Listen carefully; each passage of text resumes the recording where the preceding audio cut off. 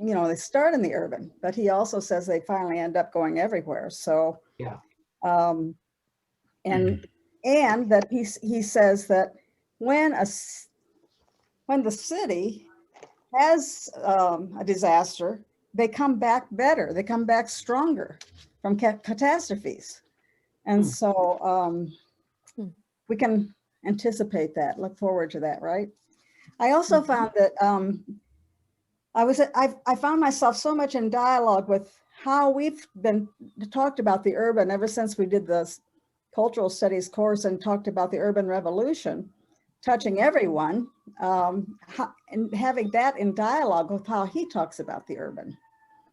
Anyway, he says that urbanization is everywhere, and I really loved how he, in the second section, he laid out how, I think he has a really strong bias for living in the city, right? But Yes. he says it's the most sustainable way to live on the earth. And he says, when you live in the city, you use less space, you use less water, electricity, you consume less of everything, he says, like energy and food. And he says there's less pollution and the transportation is cleaner and we recycle more.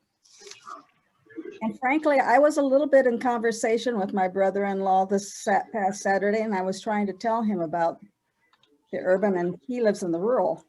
And he is in deep, has a totally different understanding than this one. He wanted to argue with me, and it did argue with me. And so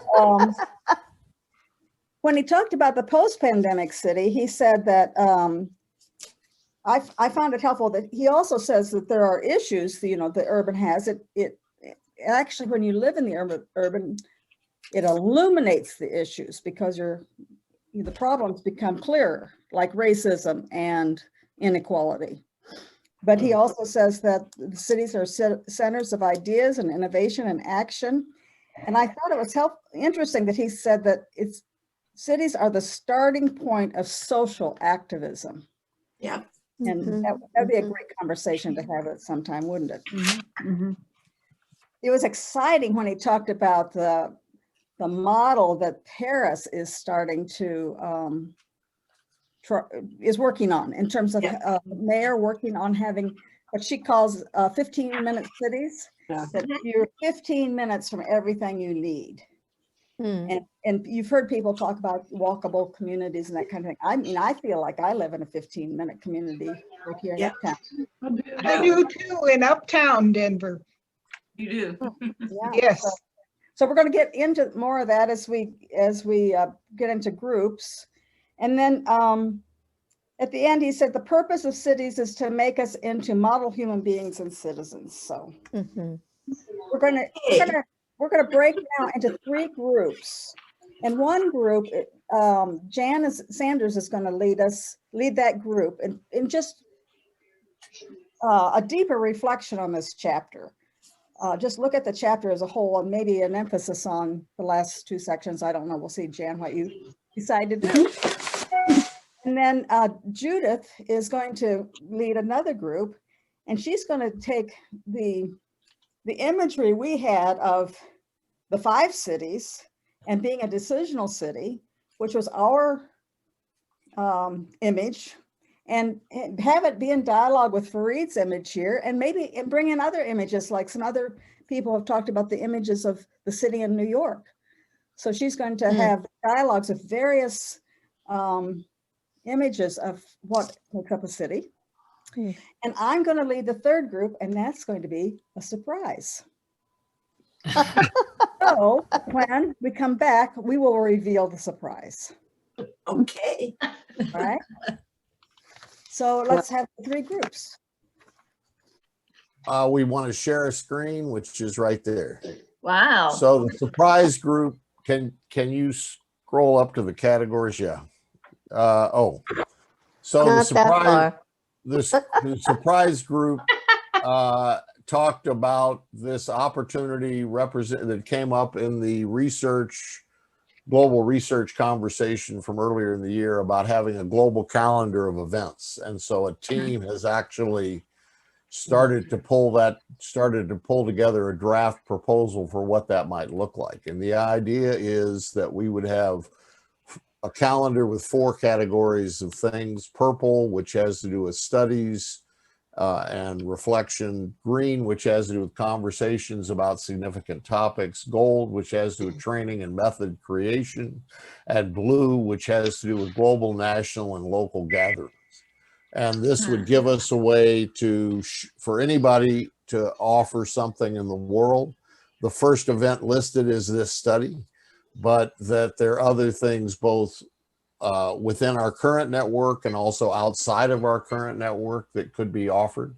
And some will cost, some will be free, but you could click on there and get information or sign up. So some examples are the One Earth Film Festival, the Disruption and Healing Dialogue from the Top Virtual Network, Asia Pacific. We're doing our annual planning event. And so anybody that wanted to contribute to topics that we're working on. Game Changer Intensive. This is actually a session offered by a different network, but that is recommended. So the idea is that these would be developed onto a monthly calendar, and then we would have access to these ideas so that we could sign up for them. Wow. The conversation that we had was about this, how to get access to this more widely, but also about how do we use this idea as a way for the research network to deepen focus on certain areas, so that we might highlight like every month 2 or 3 topics that people are doing session on, in addition to just all the sessions involved. But the 2 or 3 sessions could take our research to a deeper level or a more global level through this opportunity. My team is supposed to add. So team, add anything else that we need to say. That sounded pretty complete. Hey, Larry, could you say how we get into this? Well, part of that is still being worked out, but the simple answer is you will there will be invitation. Once it's ready to go, there will be invitations shared on the listservs, ICA, the dialogue listservs, et cetera, the ICA listserv, but also once that's shared, you can share it with others. But right now we can go into the archives, right? And Correct. you can go into the archives to that page, which is Karen, what? please is describe ICA where that is. ICAglobalarchives.org, and then you click on events, and that takes you to the calendar. And I'm putting it in the chat. Okay. But the idea is that it would be a pilot over the next 3 months, starting March to June, so that we could test out how this might work and what it might feel like to sign up for things, et cetera. So, I'd like to encourage, and away we go. and would like to encourage any of you to put your own events on here. So Judy Lindblad and Ellen Howie are inviting us to High Tea to talk about the life phases, particularly phase 5. Oh, And wow. Joyce is talking about higher ground and having us help her develop this curriculum that she wants to do on higher ground. And so you can be thinking what you want to offer and who else you know that should be offering something and who else you'd like to recommend participate in these events. And Karen, at the end of each of these studies from now on, we could bring that page up at the end to share a screen, just to remind everybody it's there at the end of each study, so that they can be thinking about. That'd be great to do, stuff yeah. from our- That's great. Yeah. Wow, very good. Seems Okay. to me this program is building and networking those who care. Say that again. Oh, One- I like that. I said, it seems to me that this program is building and networking those who care. Yeah, good. Nice. Very good. Which works really well in a pandemic. Mhm.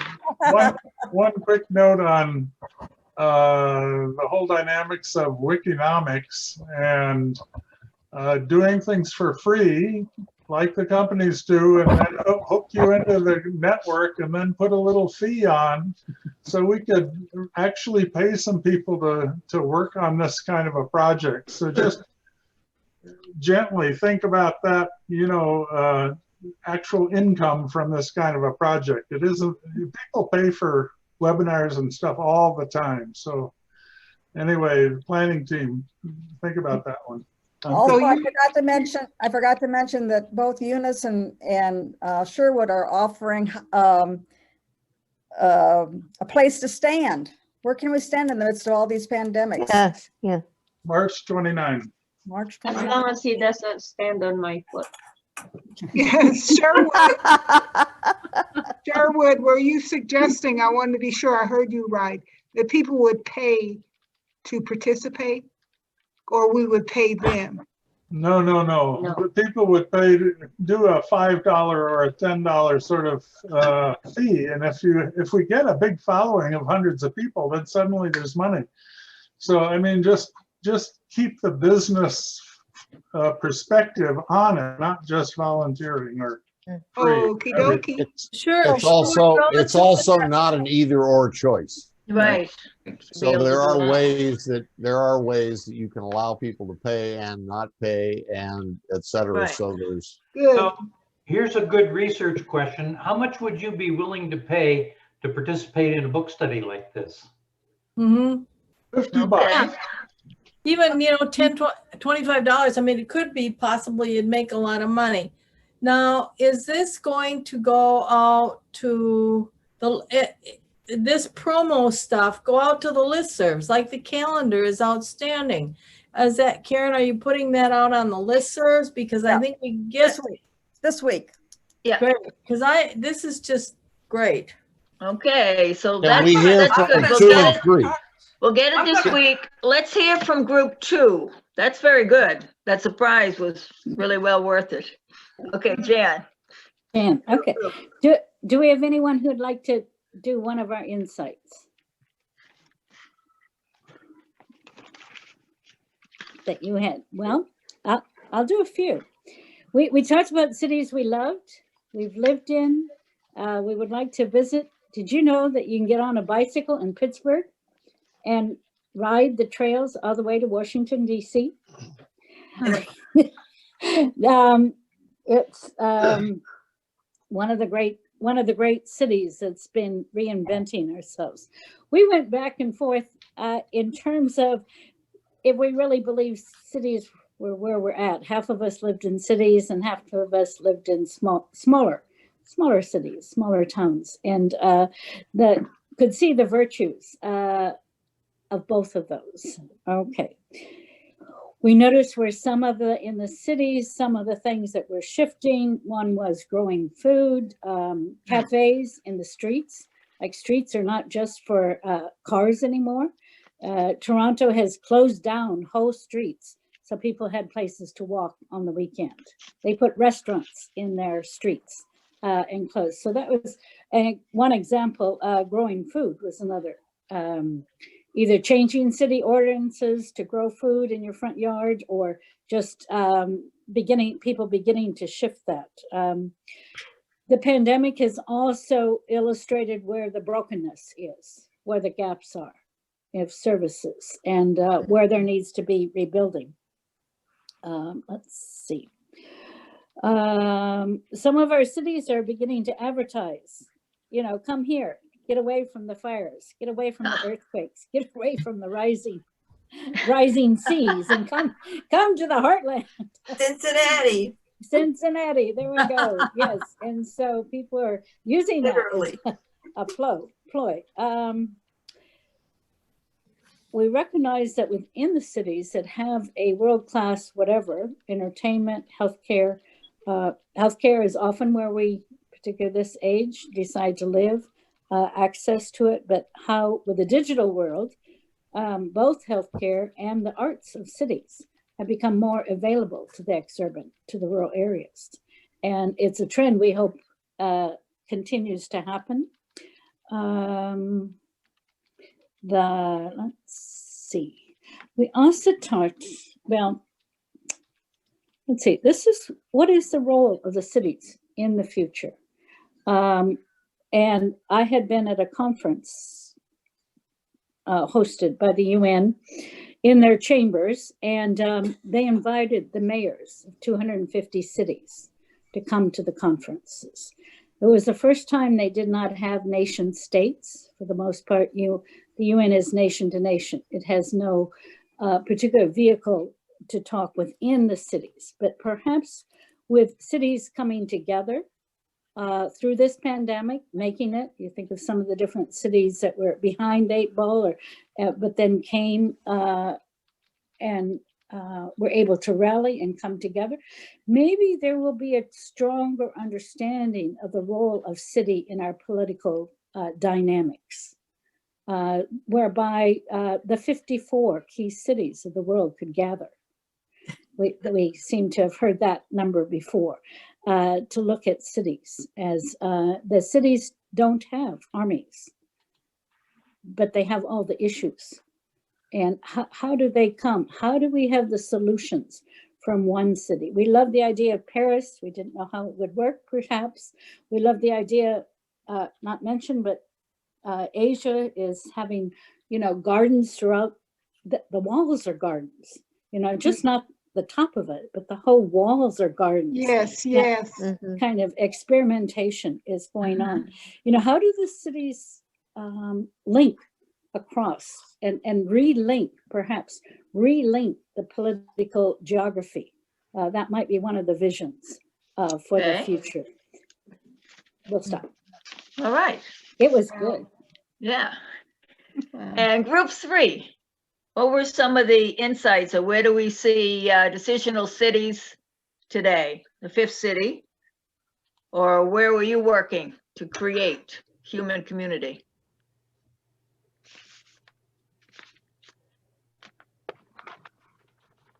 Anybody in group 3? We heard about Boulder, Colorado, working with climate action and green teams. We heard about Columbus, Ohio, Park Hill, Colorado, In Denver. I'm sorry. Park Hill is in Denver. Oh, in Denver, sorry. And we heard about a group that came about in Iowa called Heart and Soul. And that was Nancy Trask talking about how 7 communities in Iowa are coming together. We talked what a lot of these have in common, such as networking and including all and more people, getting more people actively involved in building their community, in sharing resources, using imaginal education, and so on. So okay. All right. So out of all of this tonight, how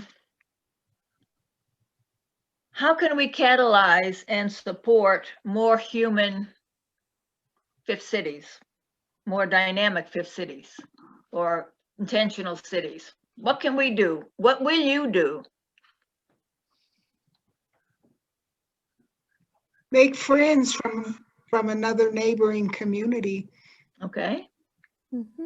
I'm part of an Eco Village group, Eco Villages, and it's called Smart Villages. And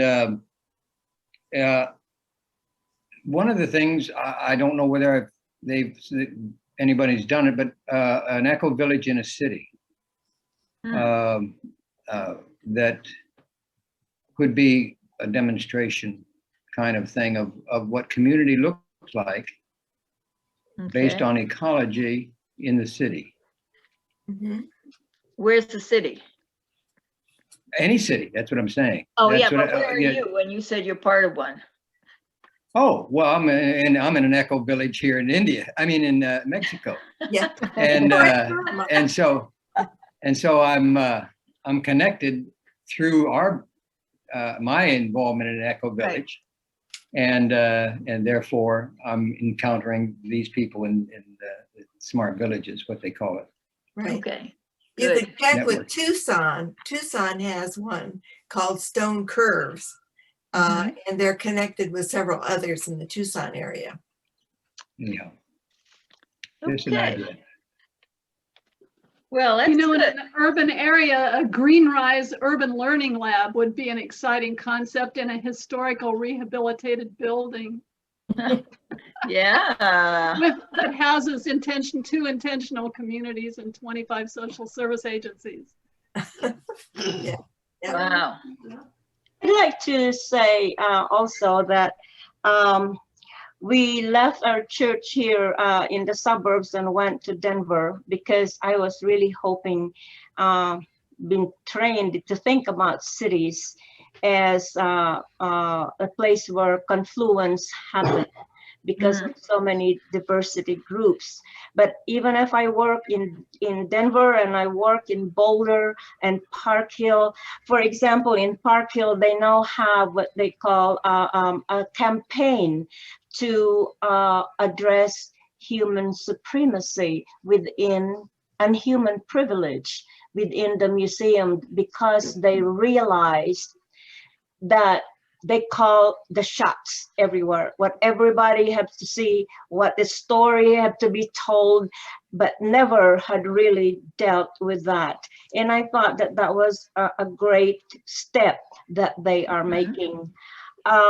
In Boulder, even if it is really what you say, and I admire Boulder, I noticed also that we work with a Hispanic organization there, but they are very close. They do not really even want to bring other people.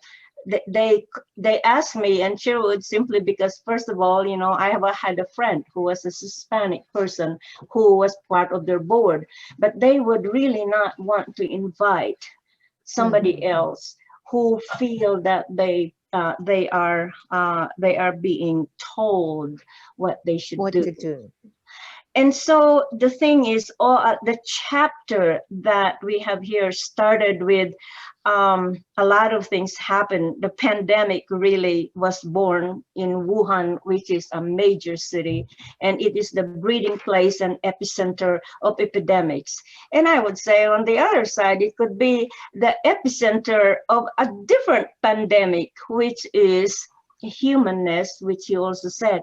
And I am still looking for those opportunities. And in a way, I've worked with like Colorado Health Foundation for some of their symposium, but I have realized as well that what is expected is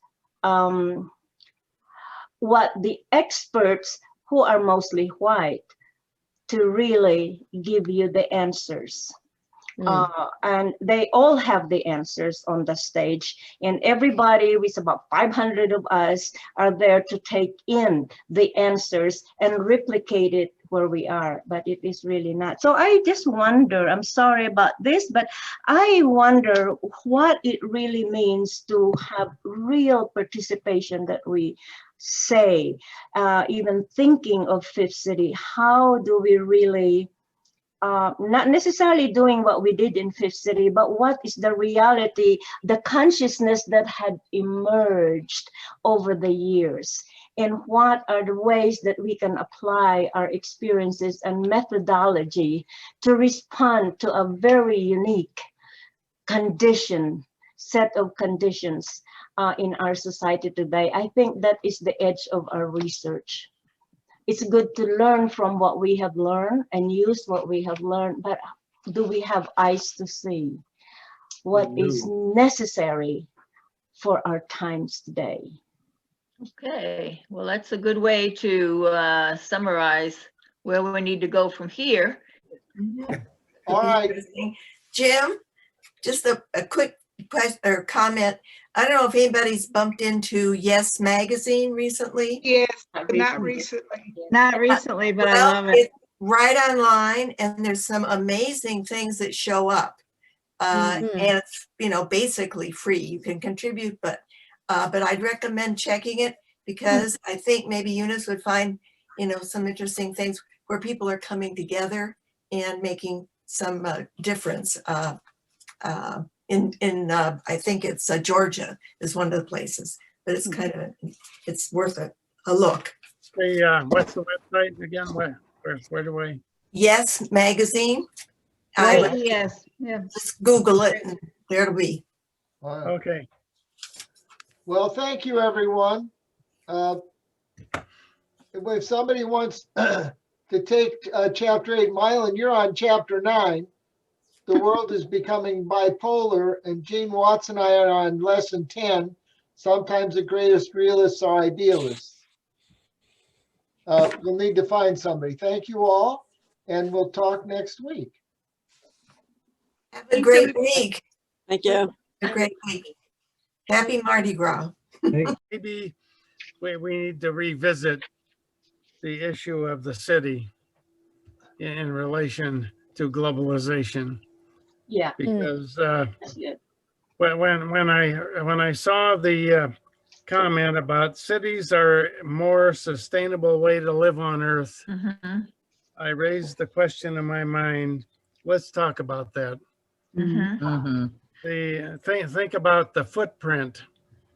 The footprint was a concept that some client scientists came up with about the carbon footprint, but it evolved into a lot of other footprint ideas.